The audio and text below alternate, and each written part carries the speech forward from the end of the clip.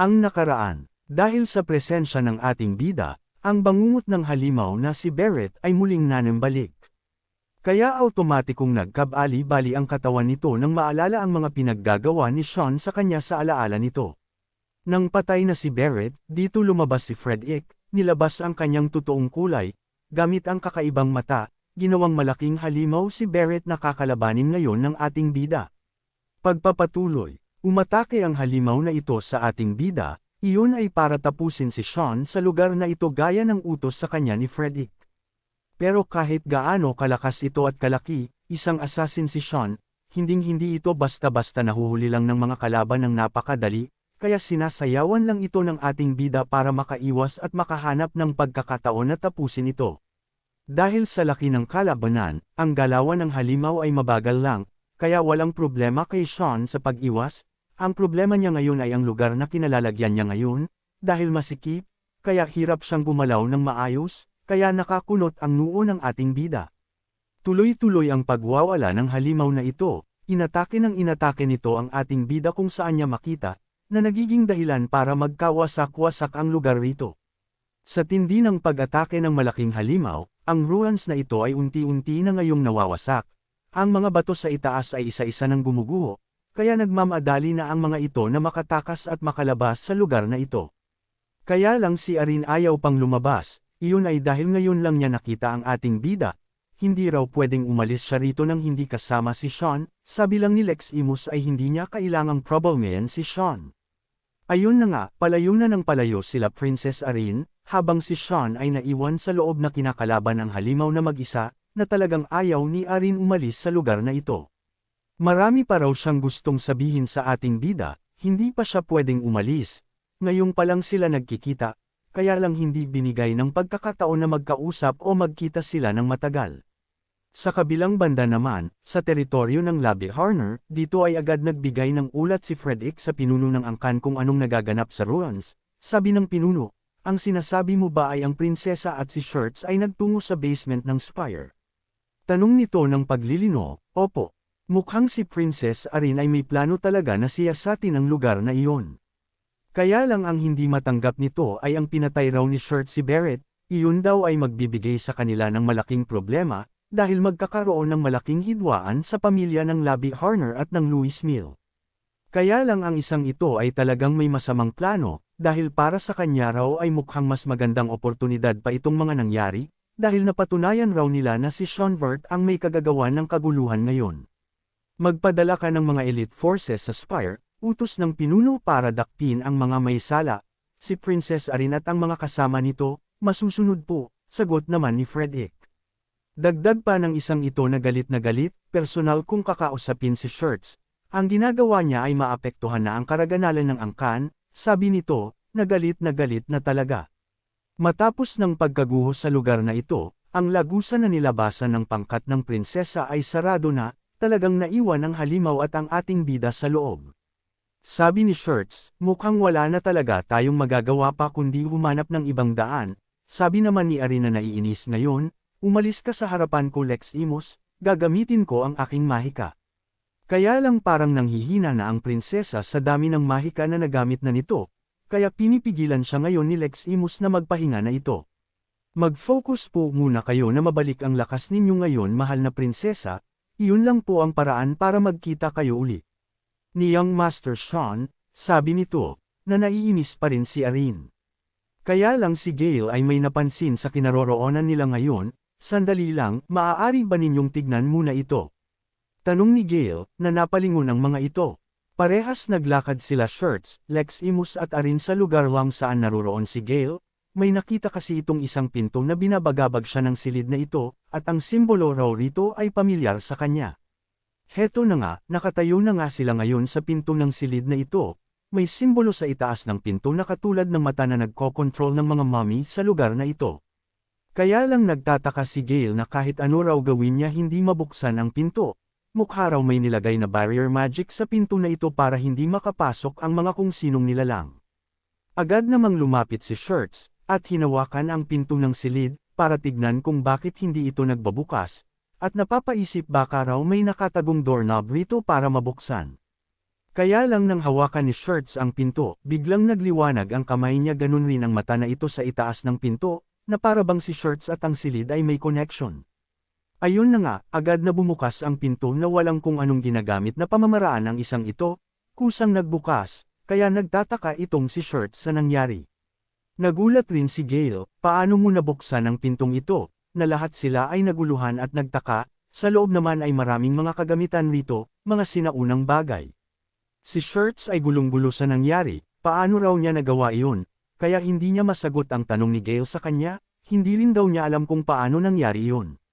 Dito kahit hinang-hina na si Arin ay pinaliwanag niya kung paano nabuksan ni Shirts ang pinto, iyon ay dahil nabasa raw ng pinto ang mana circuit ni Shirts, isa raw itong patunay na ang pamilyang Labi Harner ay may connection o kinalaman sa anumang nangyayari sa lugar na ito. Ano, konektado ako sa gumawa ng lugar na ito. Pagkabahala ni Shirts, dahil ngayon ay talagang mas lalong lamilinaw ang lahat na may kinalaman talaga ang kanyang pamilya sa kung anong kaganapan sa lugar na ito. Kaya lang kahit anong turo na ng mga ebidensya kay Shirts na may kinalaman ang kanyang pamilya sa mga paglitaw ng mga halimaw, hindi pa rin matanggap ng isip at puso ni Shirts ang mga bagay na ito. Sa lugar na ito ay napatingin si Lex Imus sa paligid, at nakita niya ang napakaraming mga kabaong rito, kaya tingin niya ang silid na pinasok nila ay isang libingan. Kaya lang para kay Gale, hindi raw basta-basta na libingan lang ang lugar na ito, dahil may makikita ring mga kagamitan na may kinalaman sa alchemy na nasa gitna ng silid, na mukhang isa itong lugar kung saan nag-e-experiment ang kung sinong nilalang. Kaya lang sabi naman ni Oren mas pinakamalapit raw kung tatawagan ang lugar na ito, na silid kung saan ginaganap ang mga ritual.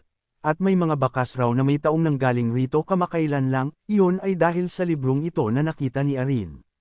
Sinuri pa ni Oren ang libro, wala siyang makitang mga alikabok rito, at napakaganda pa raw ng kondisyon ng libro, kaya tiyak na madalas ginagamit ang lugar na ito, kaya tingin ni Arin na maaari raw ay may makita silang clue sa aklat na ito na magtaturo sa totoong salarin.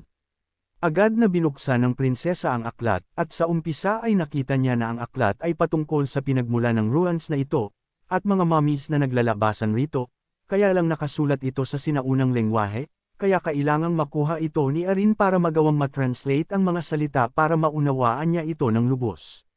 Nagtaka naman itong si Shirts, kaya tinanong niya si Gale kung may nakita na ba ito na ganito noon, sabi lang ni Gale na hindi raw siya sigurado pero parang stone coffin raw ang nasa gitna. Hindi niya kilala kung sino ang nasa loob ng kabaong, pero mukhang matindi ang pagkakasara ng kabaong.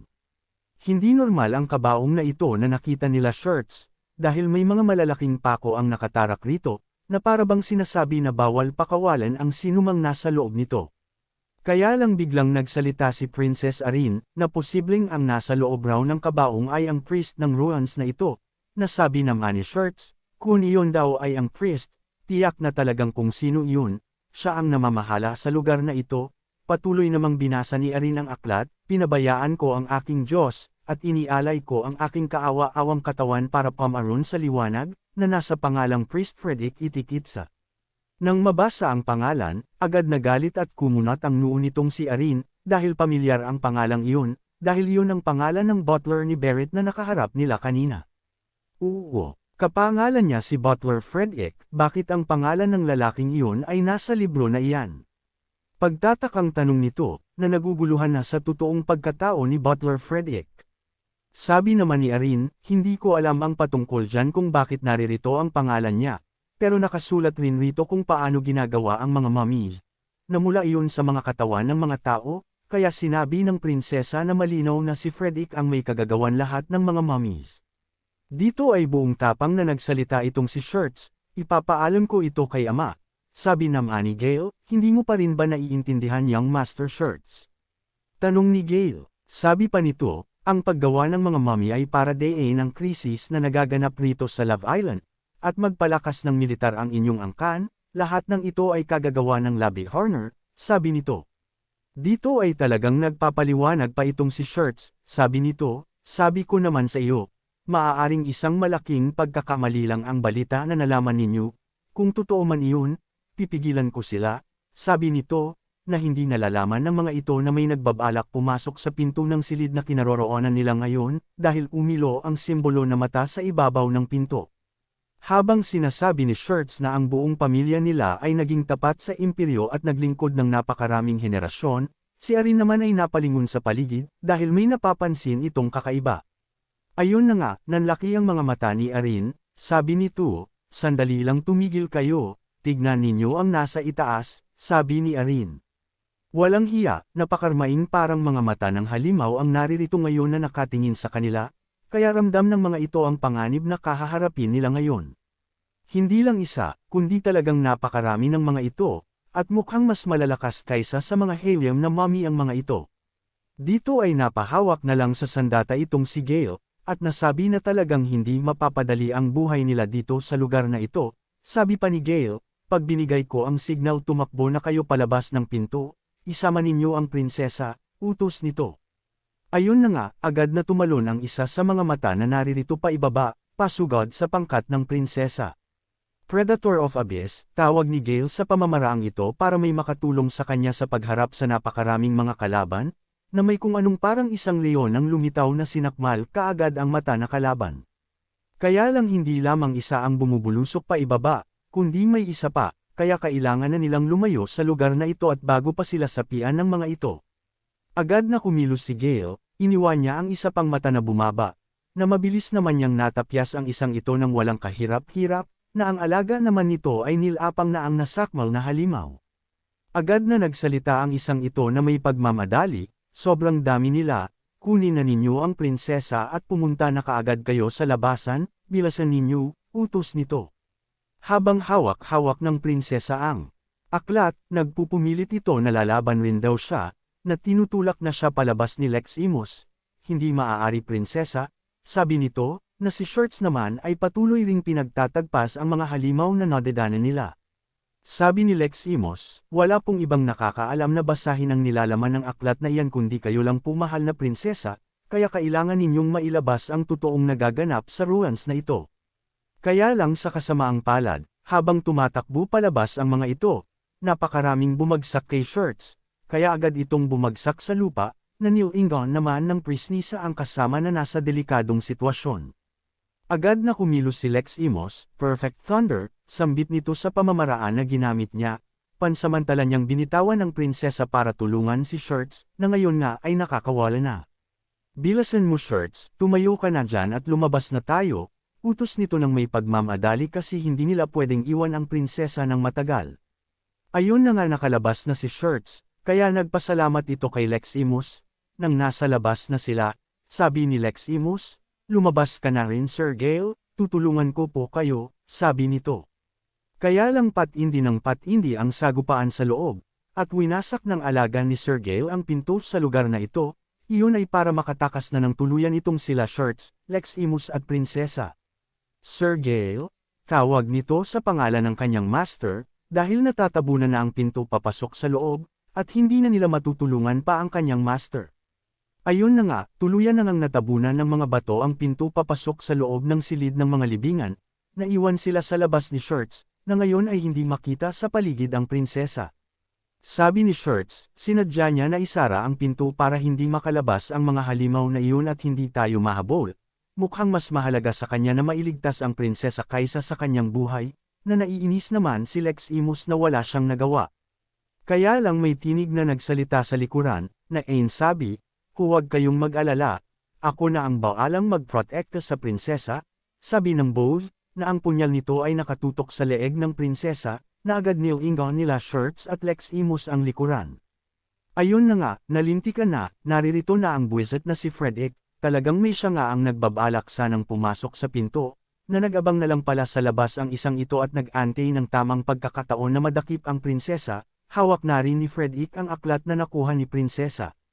Sabi ni Frederick, oras na yang Master Shirts na bumalik ka sa kastilyo, hinahanap ka na ng iyong ama, na naiinis naman ang isang ito sa pagmumuka ni Frederick, ganun rin si Lex Imus dahil nag-aalala ito sa prinsesa.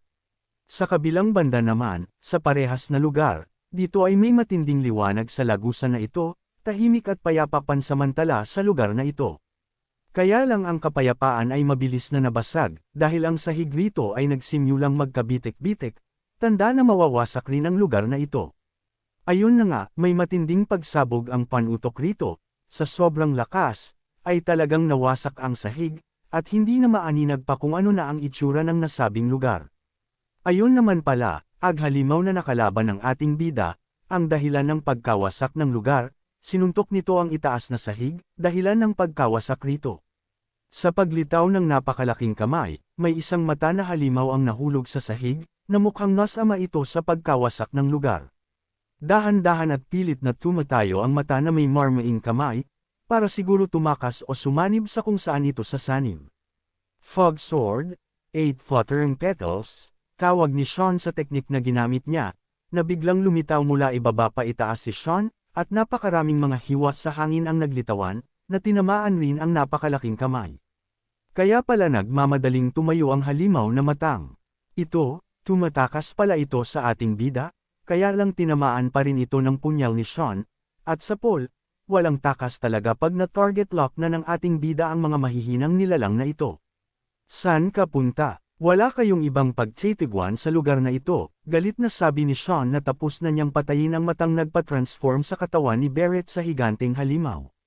Ang manika sa tabi ni Sean ay nagsalita, mukhang lahat sila ay pumunta sa lugar na ito para hanapin ang kanilang pinagmulan, may matinding diwa ang pag-alagala sa paligid, sambit nito.